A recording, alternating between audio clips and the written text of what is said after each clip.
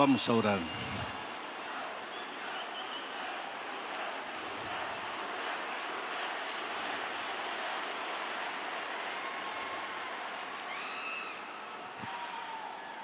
Padre amado que estás en los cielos, muévete, Señor, esta noche soberano en la persona de tu Espíritu Santo. Incendia las vidas, reaviva a tu pueblo, sacúdenos si es necesario, haznos besar el polvo de nuestra insignificancia, pero después levántanos, Señor, para la última batalla de este mundo. Gracias, Señor, por todo lo que has hecho en esta concentración desde el miércoles de noche. Gracias por los líderes que has colocado en tu iglesia y gracias por esta juventud linda que de cerca y de lejos llegaron hasta este estadio para ser testigos de lo que tu poder es capaz de hacer. Nos entregamos en tus manos una vez más esta noche, con humildad. Abrimos tu palabra porque queremos oír tu voz. En el nombre de Jesucristo. Amén. El texto para el mensaje de esta noche está en el libro de Jueces, capítulo 7, versículos 2 al 7. Antes de la lectura del texto bíblico, sin embargo, mis hermanos queridos, jóvenes maravillosos de esta iglesia, es necesario que diga algunas cosas. Hace un año atrás aproximadamente, el pastor Carlos Campitelli, el líder de jóvenes que Dios colocó para el territorio de América del Sur, marcó un encuentro conmigo en un lugar de esta grande ciudad de Brasilia. A la hora marcada llegué allí y él estaba. Y debe quedar medio preocupado con las palabras que voy a decir ahora. Lo vi cargando una mochila enorme en los hombros. Me saludó, sentóse frente a mí, pero no se quitaba la mochila. Lo miré. No estoy hablando de una mochila literal. Traía el alma llena de sueños. La mochila era del alma, de la capacidad de soñar. Vi en sus ojos el brillo de esos hombres que Dios coloca en la tierra para soñar y hacer soñar. El líder capaz de emocionarse y sacudir las emociones. Me habló de este evento. Dije que lo apoyaría. Algunos meses después, en un momento de crisis de salud, lo llamé y le dije: Carlos, disculpa, no puedo ayudarte. Pero Dios hizo maravillas. Estuve acompañando todo lo que sucedió desde el miércoles hasta hoy. Dios ha hecho grandes cosas. Dios ha levantado hombres y mujeres para predicar con poder la palabra de Dios. Y en su maravilloso amor, Dios me ha dado la oportunidad de predicar este último mensaje. Un desafío para ustedes, mis queridos jóvenes. No les voy a hablar solamente con la boca, les voy a hablar con el corazón. Y ahora sí, vamos al texto bíblico que he pedido que por favor coloquen en la pantalla, y yo no sé si es posible que coloquen el texto para mí aquí en el piloto. Jueces capítulo 7, versículo 2. Antes de la lectura del texto bíblico, quiero contarles un poco del contexto del texto. El mensaje va a salir del texto, pero para entender el texto hay que conocer un poco el contexto. Los capítulos 5, 6 y 7 del libro de Jueces, el territorio donde suceden esas historias es el territorio del valle y los montes de Megiddo. Es interesante que en el libro de Apocalipsis, capítulo 16, cuando se habla del Armagedón, se habla del valle y las montañas del Megiddo. Armagedón. Y el Armagedón es la última batalla entre Cristo y Satanás. El Armagedón no es una guerra de tanques, de armas, de bombas. No es una guerra física. El Armagedón es una batalla espiritual. El territorio en realidad no es el valle del Megiddo. El territorio es tu corazón, es tu mente. Ahí se está trabando la última batalla de los siglos. Esa guerra entre Satanás contra Cristo comenzó en el cielo. El diablo quiso sacar al Señor Jesús del trono y colocarse Él en su lugar. A lo largo de los siglos ese conflicto ha tenido el mismo objetivo. El enemigo queriendo sacar del trono al Señor Jesucristo y colocarse Él. En estos momentos en tu corazón y en tu mente, el diablo quiere sacar a Jesucristo del trono y colocarse Él. La gran batalla del Armagedón es una batalla espiritual. La historia comienza en el capítulo 7, en realidad el capítulo 6 del libro de Jueces. Y las historias en la Biblia, mis queridos amigos, fueron registradas no solamente para hacer historia, sino para enseñar lecciones. Cada vez que tú lees la palabra de Dios, debes tratar de encontrar sentido. Lee la historia en el contexto en que fue escrito, en el tiempo en que fue escrito, pero trata de traer la historia para nuestros días. Aplica la historia a tu vida. Trata de sacar las lecciones para tu experiencia hoy, para las luchas, para las batallas que tú enfrentas, para el momento en que te encuentras. Cuando leemos la historia del capítulo 6, vemos que el pueblo de Dios se había distanciado de Dios, se había alejado de Dios y en consecuencias había caído bajo el poder de los madianitas. Los madianitas los habían esclavizado. El pueblo de Dios cultivaba la tierra, venían los madianitas y se llevaban todo el fruto. El pueblo de Dios tenía miedo de los madianitas y se escondían en las cuevas de las montañas. Es que cuando nos alejamos de Dios de una o de otra manera, quedamos a merced del enemigo de Dios. Y hoy, si por algún motivo te alejas de Dios, lo único que te resta es hacer cuevas en las montañas de la vida. La cueva del materialismo, la cueva del secularismo, la cueva del modernismo, del posmodernismo. Tantos sismos que aparecen con el tiempo. Entonces, escondidos en esas cuevas, tratas de sobrevivir. El pueblo de Dios en esa situación clamó a Dios, y no hay clamor que Dios no escuche. Y Dios respondió a su pueblo levantando a Gedeón. De alguna manera el nombre de Gedeón, por lo menos en el aspecto, en el sonido, parece al valle del Armagedón.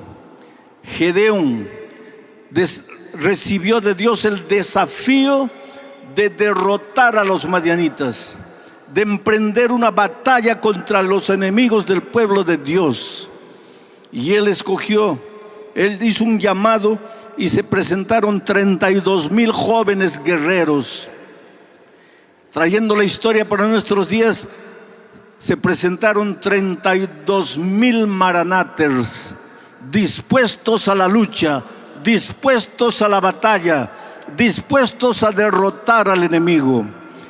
Entonces viene el texto y vamos a leer el texto.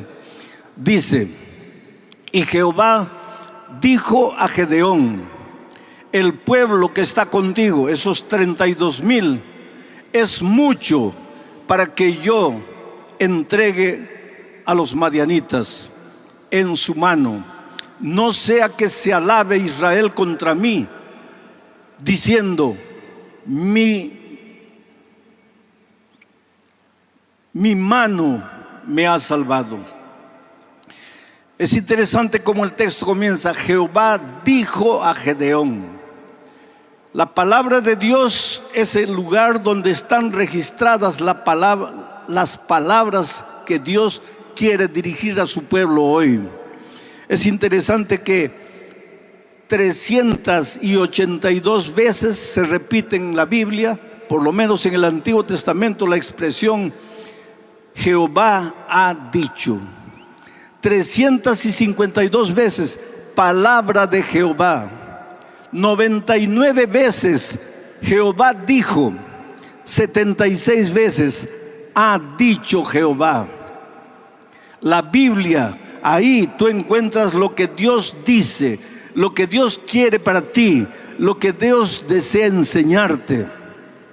Y querido, en las manos de Dios, tú eres un pajarito herido. Dios te conoce mejor de lo que tú piensas que te conoces a ti mismo. Especialmente en estas reuniones grandes, en medio de la alegría, del júbilo. Hoy día fue emocionante la paseata que ustedes hicieron hasta el Palacio de Gobierno. Un mar de 32,000 guerreros del Señor. Un mar de maranaters tratando de mostrar, de testificar del amor y del poder de Dios. La ciudad quedó sacudida. Las palabras de la vicegobernadora fueron elocuentes. Ustedes de alguna manera hicieron historia en esta ciudad. Pero en medio de eso todo, a veces tú estás con el corazón herido y nadie se da cuenta. A veces tú gritas, te entusiasmas, aplaudes, pero por dentro tu corazón llora. Nadie conoce el drama que tú vives. Nadie conoce la lucha que tú enfrentas. Nadie sabe los sacrificios, los esfuerzos que hiciste para venir aquí. Tal vez te endeudaste. Tal vez ahora ya empiezas a preocuparte cómo vas a hacer para resolverse esa deuda que adquiriste para llegar hasta aquí.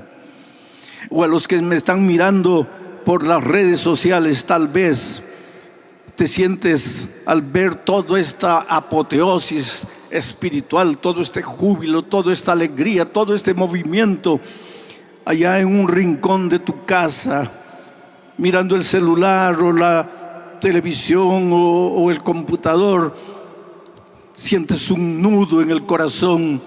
¿Por qué no pude ir? ¿Por qué no me atreví a ir? En fin, cada uno de nosotros tiene sus dolores interiores, sus luchas, sus alegrías, sus tristezas. En una ocasión, un joven que era mi brazo derecho en actividades, porque yo fui director de jóvenes durante 18 años, pues ese joven que era casi mi brazo derecho y me ayudaba en todo, entró a mi sala, cerró la puerta y llorando me dijo: pastor, usted no sabe lo que soy. Usted tiene una imagen errada de mí. Yo no soy lo que todos imaginan. Todos piensan que soy un joven extraordinario, un líder maravilloso. Usted mismo me ha escogido como su brazo derecho para tantas actividades. Le ha ayudado en congresos, en campamentos. Pero pastor, yo soy un pobre ser humano derrotado. Yo soy prisionero de vicios de los cuales no me puedo libertar.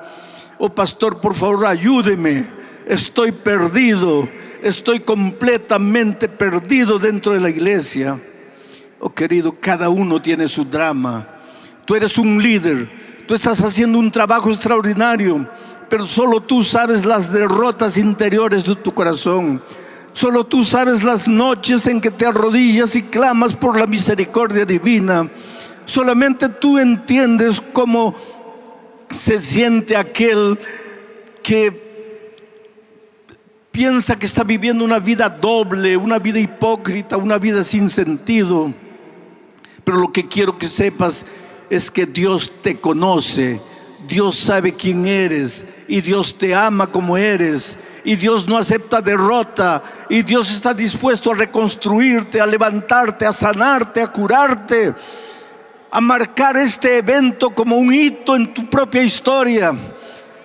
Eres uno el que vino, será otro el que va. Te encontraste con Cristo, te reencontraste con Cristo en medio de las alabanzas, en medio de la música, en medio de las predicaciones. El Espíritu Santo te sacudió, te hizo pensar, te hizo reflexionar, y ahora vuelves para tu país, vuelves para tu casa, dispuesto a escribir una nueva página en tu historia. Eso es lo que Dios hace. Y cuando Dios habla al corazón.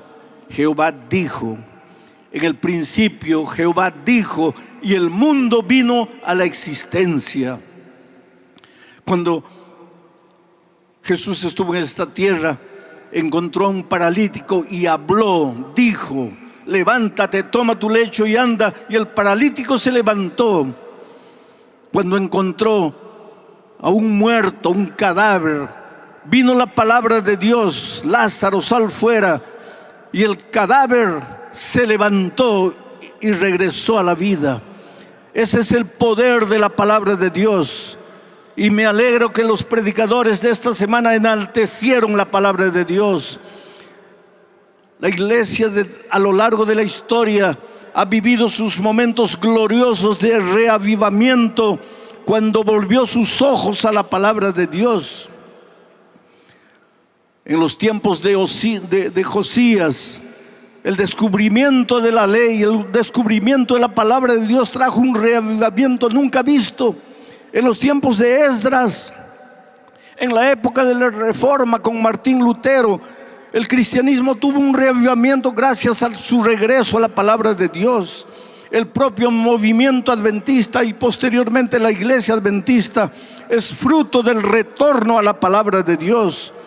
Hacemos bien en buscar a Dios a través de su palabra. Es interesante que en el Antiguo Testamento la palabra hebrea para palabra es la palabra dabar. Dabar. Su equivalente en griego sería logos. Juan 1:1 dice: en el principio era el logos, la palabra, el verbo. Y el logos era Dios. Y el logos era con Dios y el logos era Dios. Está hablando de Jesucristo. El dabar, la palabra que en el principio creó los cielos y la tierra, era el Señor Jesucristo. El dabar que como la lluvia cuando cae no regresa sin hacer su trabajo. Estos días la palabra de Dios como lluvia ha caído en tu corazón y no regresará sin realizar tu trabajo. Cada vez que tú abres la palabra, la Biblia, te encuentras con el dabar, te encuentras con el logos, te encuentras con el Señor Jesucristo. Y por donde pasa el Señor Jesucristo, pasa la vida. No hay muerte, no hay desgracia, no hay tragedia, no hay fracaso, no hay derrota, porque el dabar es victoria, el dabar es vida. Jesucristo dijo: yo soy el camino, la verdad y la vida. En la ocasión que este texto se refiere, la palabra de Dios le llegó a Gedeón y le dijo: el pueblo es demasiado. No les voy a dar la victoria con esta cantidad de gente, porque de repente van a pensar que la victoria fue fruto de sus manos. Oh querido, tú sabes que muchas veces Dios no nos concede la victoria porque aunque mencionamos el nombre de Dios, en el fondo estamos echando mano de nuestros talentos, de nuestros recursos, de nuestros pensamientos, de nuestra humanidad. Y Dios nos niega la victoria para hacernos pensar, para mostrarnos que las victorias humanas son victorias mezquinas, pasajeras, terrenales, y que necesitamos el poder y la gracia venidas de Jesucristo. Siguiente versículo.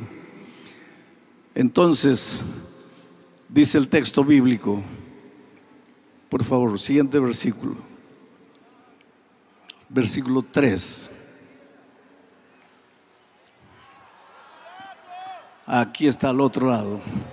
Ahora pues, haz pregonar en oídos del pueblo diciendo: quien tema y se estremezca, madrugue y devuélvase desde el monte de Galad, el monte del Megido. Y se devolvieron los del pueblo 22,000 y quedaron solo 10,000. Quien tenga miedo, prepare su mochila, recoja su carpa y váyase. Miedo. El miedo te anula, el miedo te paraliza, el miedo te empobrece, te hace mezquino, te hace egoísta, te hace hipócrita. El miedo te acaba. Una noche en el mar de Galilea, los discípulos pensaban que iban a hundirse. Había viento, había tormenta, había lluvia, había olas gigantescas, pero Jesús apareció y dijo: soy yo, no tengáis miedo. ¿Quieres arrancar el miedo de tu corazón? Acepta al Señor Jesucristo como tu Salvador. Búscalo a través de su palabra. Ustedes, los jóvenes, tienen en sus manos el estudio de la escuela sabática semanal. Oh, queridos, les digo una cosa: ¿de qué vale la pena hablar de la palabra de Dios, la palabra, si no abres por lo menos tu lección de la escuela sabática? ¿De qué vale enaltecer la palabra de Dios si en un universo de casi 2 millones, más de 2 millones de miembros de iglesia en América del Sur, no llega a 1 millón el número de folletos que se distribuye de la lección de la escuela sabática? Quiere decir, tiene que llegar el momento en que nuestro discurso deje de ser discurso y se haga vida. Y cuando la palabra de Dios entra en tu corazón, entra el Señor Jesucristo, y por donde Jesucristo entra, Él dice: soy yo, no tengas miedo. Entonces un hombre, una mujer sin miedo son capaces de hacer cosas extraordinarias para Dios. Siguiente versículo. Se fueron 22,000, quedaron solo 10,000. Ahora miren el siguiente versículo. Y Jehová dijo a Gedeón: aún es mucho el pueblo, llévalos a las aguas. Llévalos a las aguas. Proféticamente, en lenguaje profético, las aguas son sinónimos de muchedumbre, de multitudes. Llévalos a las aguas y allí te los probaré. Y más de cualquiera que yo diga, ese no vaya contigo, el tal no irá. Siguiente versículo. Muy bien. Entonces llevó el pueblo a las aguas, y Jehová dijo a Gedeón: cualquiera que lamiere las aguas con su mano, como lame el perro, aquel pondrás. Asimismo, cualquiera que se doblare o se arrodillare para beber, ese no irá. Esto es interesante, mis queridos, esto es interesante. Las aguas son símbolo de multitudes. Yo diría de la presión social que hoy amenaza al pueblo de Dios. Yo diría, las aguas son símbolos de la cultura moderna, de la cultura sin valores o con valores invertidos, de la cultura donde los principios son manipulables. Las aguas te hacen sentir pequeño, te hacen sentir acomplejado, te hacen sentir diminuto, te hacen sentir extraño. El otro día conversé con un jovencito de 15 años, hijo de un compañero mío, que en una excursión lo agarraron robando un chocolate. Y cuando le preguntaron, ¿pero por qué, hijo? ¿Un chocolate? ¿Por qué? Y él dijo, no lo hice por el chocolate, lo hice porque mis compañeros me presionaban tanto. Me decían que yo no era hombre, que yo no era valiente, y para formar parte del grupo robé el chocolate. Mis amados, hoy día vivimos en una cultura que te presiona. La cultura es cruel, la cultura te masacra, la cultura no tiene piedad. La cultura es un aluvión que viene encima de ti, es una inundación que devora todo lo que encuentra a su paso. Pero mientras Cristo no venga, tenemos que vivir en medio de esta cultura. Pero la instrucción de Dios a Gedeón fue: observa, aquellos que viviendo en medio de la cultura toman de paso un poco con su mano para sobrevivir, esos son los que yo estoy escogiendo. Pero aquellos que se doblaren servilmente ante las aguas, aquellos que se arrodillaron miserablemente, esos, diles que regresen. A esos no los necesito. Oh queridos, Dios tiene una misión en la batalla final, en el Armagedón espiritual. Ustedes han sido llamados para terminar la obra de Dios en esta tierra. Les está hablando un hombre que ya no es un joven. Mi generación, los de mi generación, hicimos lo que pudimos, predicamos cuanto pudimos, soñamos cuanto pudimos, realizamos lo que pudimos, pero no fue suficiente. Ustedes son la generación que necesita terminar la obra, pero no los que doblen sus rodillas ante las aguas de este mundo, no los que se dejen invadir por la cultura de este mundo. Necesitamos solamente 300 que sean capaces de vivir en medio de la cultura, pero sorber lo necesario con la mano, porque no pierden de objetivo la misión final, que es la terminación de la predicación del Evangelio en este mundo. Tú has sido llamado para este momento. Tú, con tus defectos, con tus virtudes, con tus derrotas, tus fracasos, tú has sido llamado para terminar la obra de Dios en este mundo. Oh querido, Dios te ama. Eres la cosa más linda que Dios tiene en esta vida. Esto no es palabra de predicador. Esto no es un chabón, no es una frase bonita que he repetido a lo largo de mi vida. Tú jamás tendrás idea de cómo eres importante para Dios, pero no arrodillado delante de la cultura moderna, viviendo en la cultura, pero no contagiándote. Con esos 300, Gedeón fue a atacar a los madianitas. ¿Tú sabes el resto de la historia? Llevaron cántaros. El cántaro en la Biblia es símbolo del cuerpo del ser humano. Vasos que a veces son quebrados, pero que el alfarero reconstruye. Vasos limpios para el servicio de Dios. Dentro de esos vasos, los soldados de Gedeón llevaron antorchas encendidas, apagadas. Una antorcha tiene que brillar, no puede estar escondida.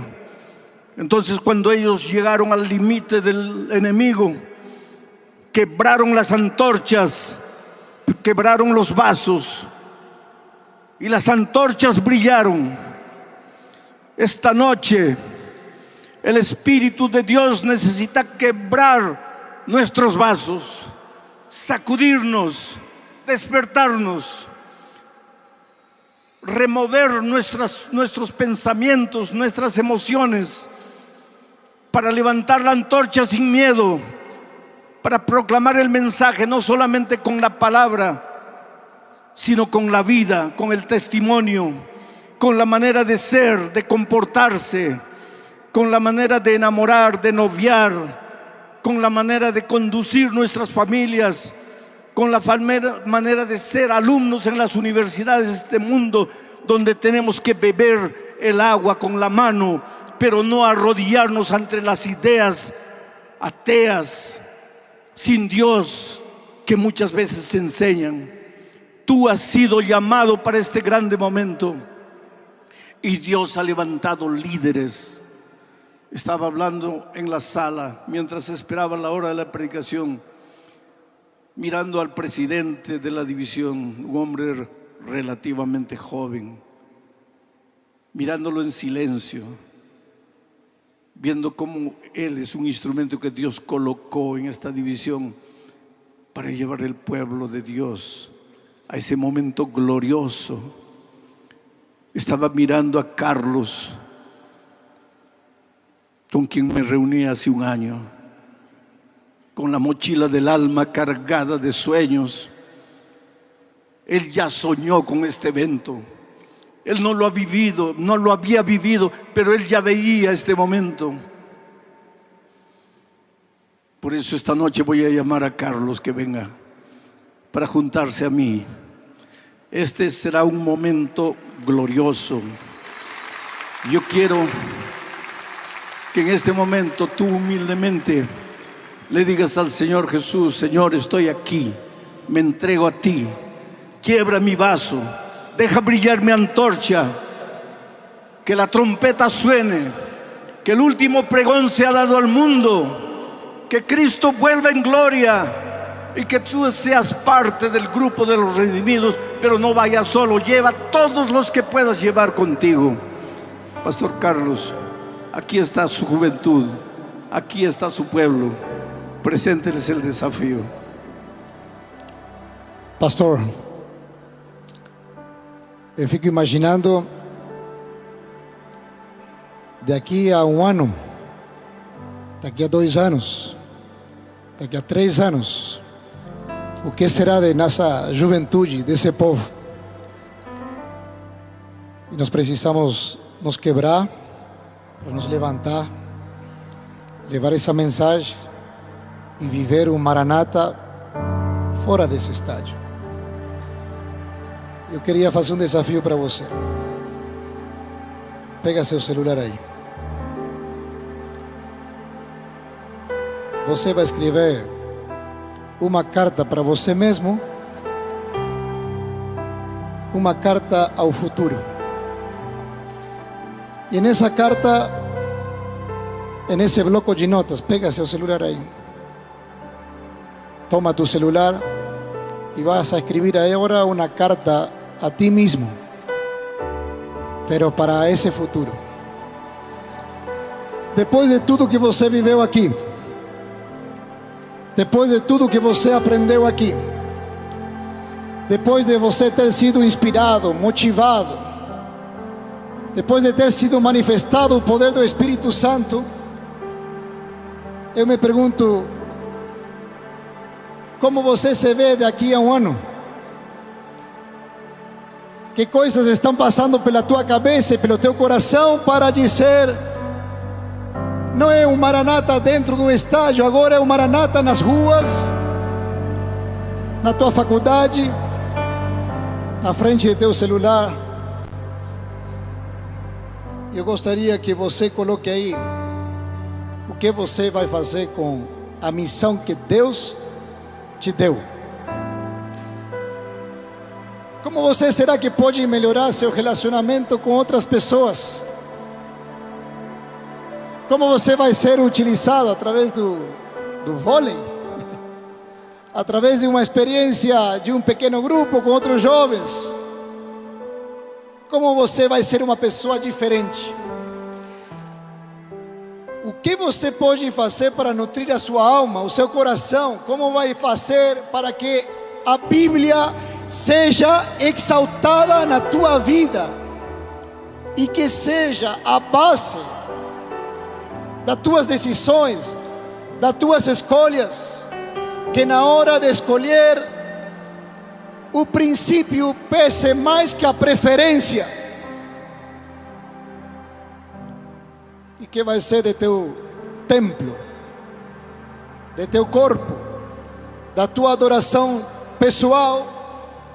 E quando você for no templo, você vai se encontrar com Deus, ou às vezes só para ir com outra pessoa, e você viver uma vida de verdadeira adoração a Deus. Coloca aí, como é que você se vê daqui a um ano? Eu vou mandar uma carta para você daqui a um ano exatamente, e vou te fazer lembrar, para você olhar para esse bloco de notas que você escreveu agora, de como você se vê, do que você se compromete com Jesus, em cumprir a missão, em viver um relacionamento saudável, em se nutrir da palavra e viver uma vida de adoração, para vermos Jesus voltar em nossa geração. Escreve aí, como você se vê, qual é a tua decisão, qual é a tua resposta, o que você vai dizer para Jesus agora, como você vai se entregar por completo a Ele. Escreve.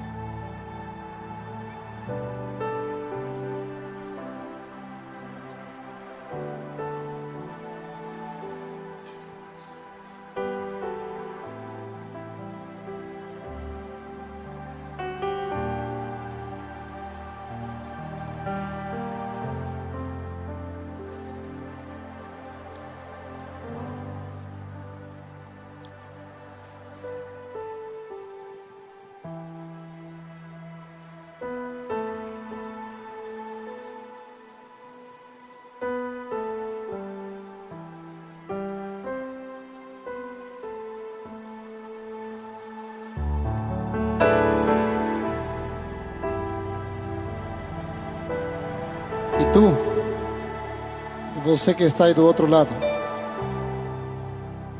o que você vai decidir para seu futuro? Escreva também. Tome uma decisão.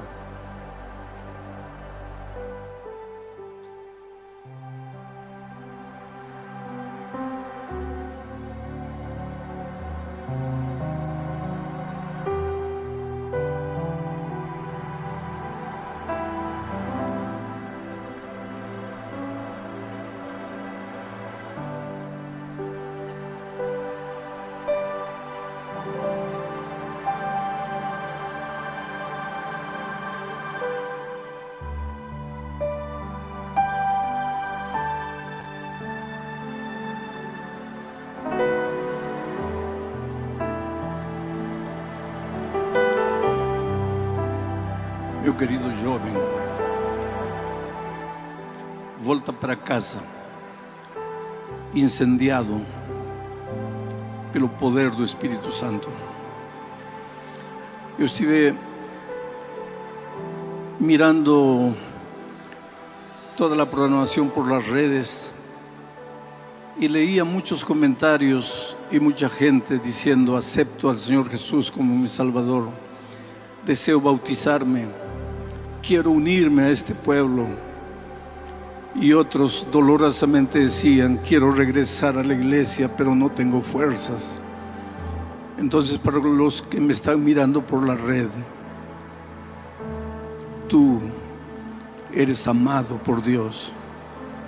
Cuando un día se tienda la mesa extraordinaria allá en los cielos, Si tú no estás presente, tu lugar estará vacío por toda la eternidad. Dios te ama. Tú no puedes quedarte. Pastor, me dirás, no tengo fuerzas. Pues mira, apenas mira al Señor Jesús y dile: Señor, no tengo fuerzas ni para levantar la mano. Ten piedad de mí. Y la oración no habrá salido de tu boca y la respuesta divina habrá llegado hasta ti. Oh, queridos, ustedes vuelvan para la casa confiados en el amor de Dios. Testifiquen, brillen, alumbren donde ustedes están, hagan diferencia. Vamos a orar. Amado Padre, gracias, gracias, gracias. ¿Qué podemos decir? ¿Qué palabras podemos usar para expresar la gratitud de nuestro corazón por todo lo que sucedió desde el miércoles hasta aquí? Gracias por los líderes que tú colocaste en tu iglesia, los líderes en las uniones, en los campos locales, en las iglesias. Gracias porque cuidaste a esta juventud en el viaje aquí. Ahora llévalos de vuelta con tus ángeles. El diablo siempre está atento y pronto a traer dolor y tristeza. Protege en los viajes, en los aviones, en los ómnibus, en las carreteras. Guárdalos del mal, hazlos llegar con seguridad a la casa. Y Señor, una vez más, gracias, gracias, gracias, en el nombre de Jesucristo. Amén.